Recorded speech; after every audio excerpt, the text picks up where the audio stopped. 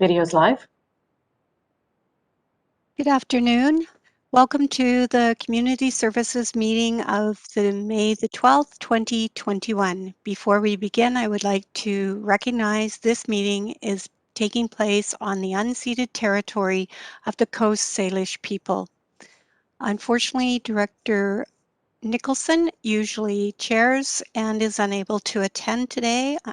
As Director Smith, I will be replacing her. As we move along, if you're all very patient with me, as this is the first CVRD meeting I have chaired, and from looking at all those smiling faces, I know it's going to be a fun time. So let's get started. Anyhow, a motion to approve the agenda. Director Yanni DiNardo and Director Toporowski, thank you. Adoption of the minutes. Recommend that the minutes of the Community Services Committee meeting of March the 10th, 2021 be adopted. Director Wilson and Director Yanni DiNardo, thank you. Ms. Legault, is there any business arising? All in favor and any Oh, opposed? all in favor. Yeah, that I forgot that part. Oh well, thank you. Good thing there's other chairs gonna help me through this today. And did I also miss the motion of the agenda that we should all approve? So we'll just take a step back to go for the motion to approve the agenda. All in favor? Thank you. So we're now down to business arising from the minutes. Ms. Legault, is there any business arising from the minutes? Thank you, Madam Chair. There is no business arising from the minutes, and we have received no requests to participate in public input period. So we'll move along to there is no delegations and there is no correspondence and no information, which brings us to the reports section of the meeting. And I would like to invite Mr. Wakeham and Ms. Rondu to join the meeting at this time. Did you have a presentation for us? Madam Chair, I don't have a presentation. It's just a staff report, but if you'd like, Okay. I could give a bit of an introduction or... Yes, that would be appreciated. Okay, thank you. So this staff report is it's the annual renewal agreement that we sign with BC Transit every year. There's a fair bit more involved this year, though, as it's sort of outlined in the staff report. We've had a bit of a unique challenge as we do every year because the provincial calendar is on a different calendar than the CVRD budget year. But the good news is that the BC Transit expense line that we have in our budget for the 2021 budget is below what we had budgeted, so that's good news. And really, the recommended motion is to approve the annual operating agreement with BC Transit for the period starting April 1 of 2021, carrying on till March 31 of 2022. That's kind of the general introduction. And then if there's questions, there's a lot of financial information in this report because of all the special funding we've received, the COVID BC restart. We had some lease fees reductions that were paid for by the province for 6 months last year. And so there's a few things like that. And also we have a shared operating reserve that BC Transit keeps on their books that we've been utilizing for the last couple of years because there was some significant savings when BC Transit had budgeted much higher mainly for their fuel costs that have come in dramatically less, which is great news. So that has helped us over the years. And I'll just give you one other little piece of financial information. So the 2021 BC Transit expense line will be below the budget. And I think the report speaks to a little over 200,000 is our estimate. Now, of course, the fares aren't guaranteed, so we have to make sure that the fare revenue that we bring in is at least where it is now and hopefully rises. The 2022 BC Transit expenses should be in line with our 2021, and that's because the commuter got a special added grant, if you will, from COVID over and above what we were expecting, as well as there's going to be savings from this year that I would recommend that we roll over at the end of the year into 2022. But 2023 is going to be quite a bit different year. If everything holds consistent, we will have depleted our operating reserves that we were sharing with BC Transit and the special funding that we've received. I don't know if the province will continue that, it's to be determined. If neither of those things happen, then we will be looking at some fairly large increases in 2023. particularly with the convention and custom, not so much the commuter. Thank you. Are there any questions for staff? Director Sebring, I think I saw Director Stone's hand up at one point, but he seems to be a little bit coming and going. So Director Sebring? Thank you, Madam Chair. Just, I didn't see any reference to it. Remind me again, Mr. Wakeham, if you could, where the Ladysmith, the NIMO commuter service fits into all of this. Is it envisioned? I didn't find any mention of it in the report, but I may have missed it. Sure, I'm happy to report that back to Director Sebring and the directors. It's a great question. It's not in the AOA, and the reason is because it's not approved service. Once that service becomes approved, and I think you probably all saw the memo I sent you out on Friday, if the service gets approved, then that service would commence likely in March of 2022. So what theoretically technically happens here, what technically happens is we would have to do an AOA adjustment. Let's assume the RDN service starts March the 15th. There's only 2 weeks left in the provincial year from March 15th to March 31. We would technically do a budget amendment for the 2-week cost of that service. So you are correct. It's not in this annual operating agreement. The reason is because it's not currently approved. Okay. Thank you very much. Director Sebring, did you have a follow-up question or any? Okay, we're good. And any other questions for staff? Director McGonigal? I would like to move the recommendation in the report, Madam Chair. Seconded by Director Morrison. Would you like me to read out the recommendation, or would you prefer Ms. Legault yourself?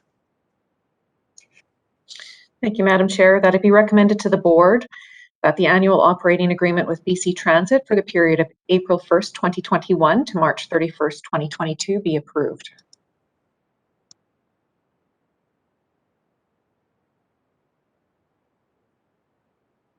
You were muted.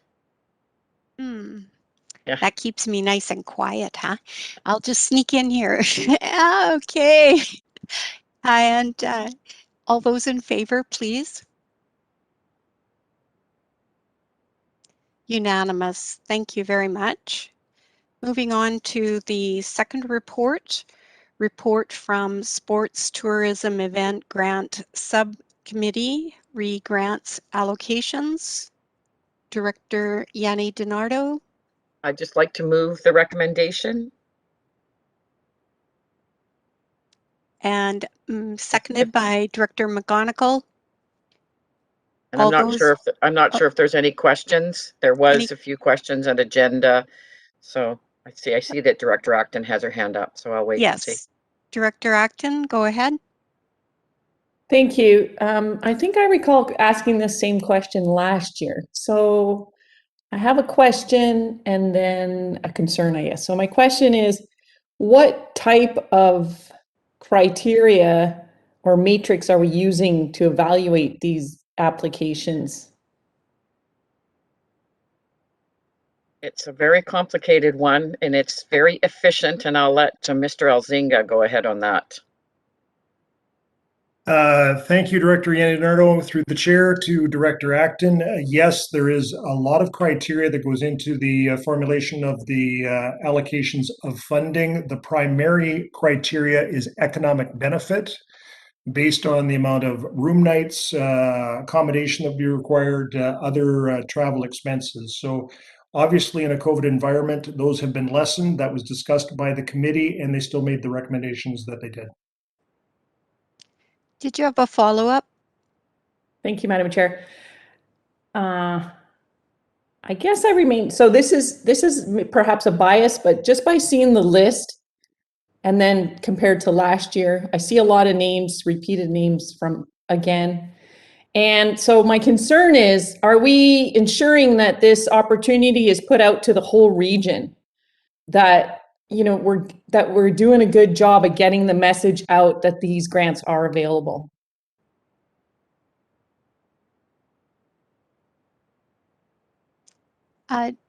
I'm not sure. I see Director Yanni DiNardo's hand up. Maybe she can address this question.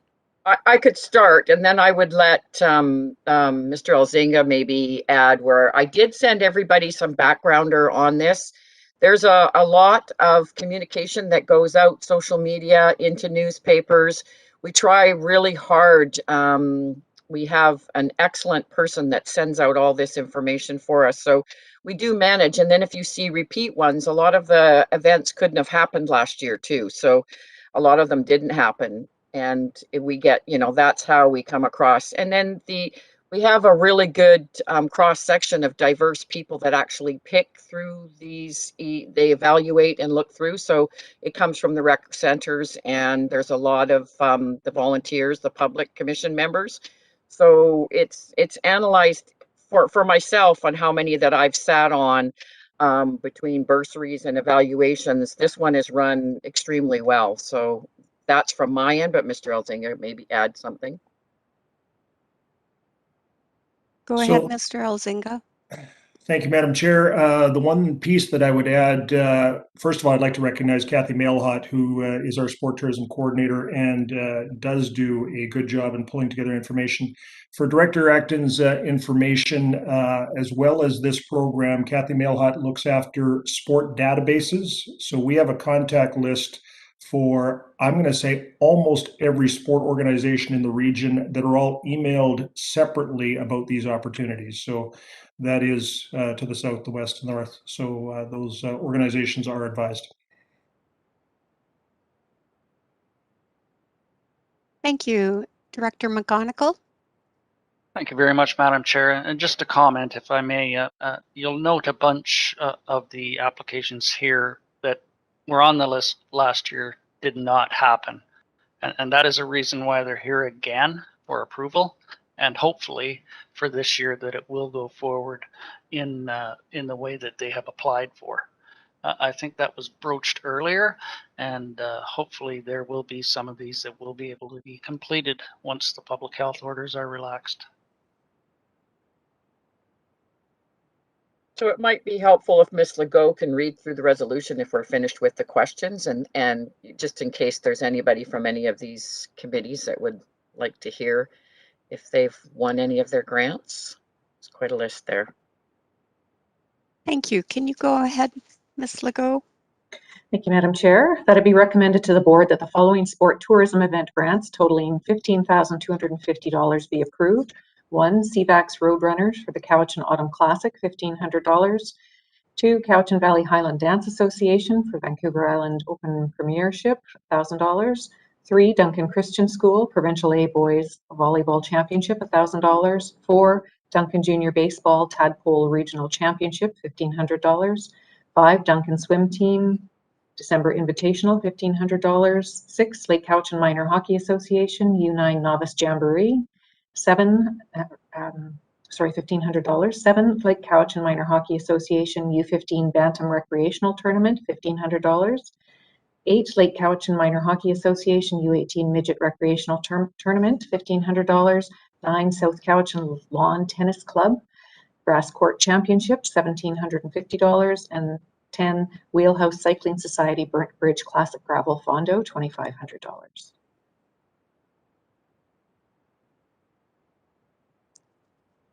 Thank you. And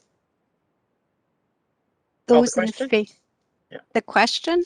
No. Calling the question? All those in favor?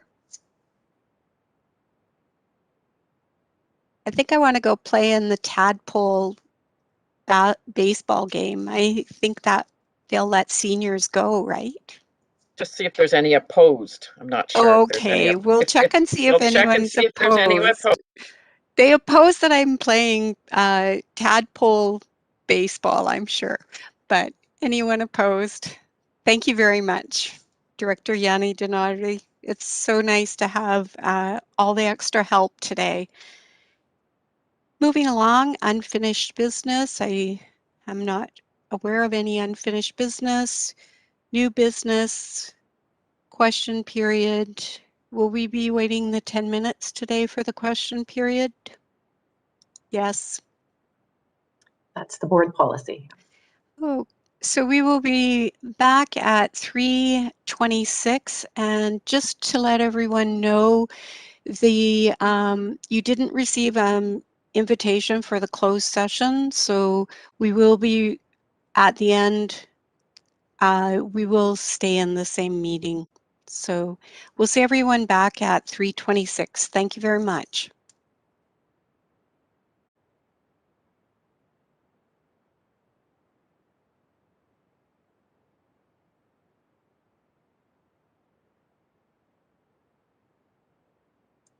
Video's live. Thank you. Is there any questions for question period today, Ms. Legault? There are no questions. Thank you. We will move into closed session. Motion that the meeting be closed to the public in accordance with the Community Charter, Part 4, Division 3, Section 90, subsections as noted in accordance with each agenda item.